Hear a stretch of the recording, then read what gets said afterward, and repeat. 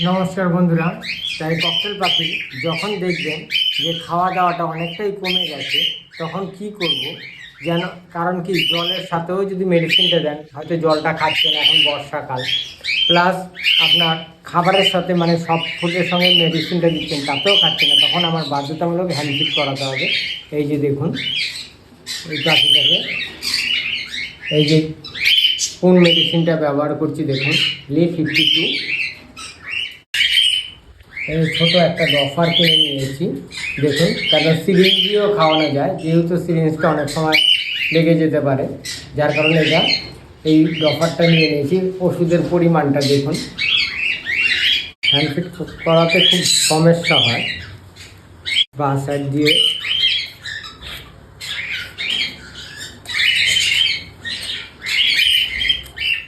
ঠিক আছে।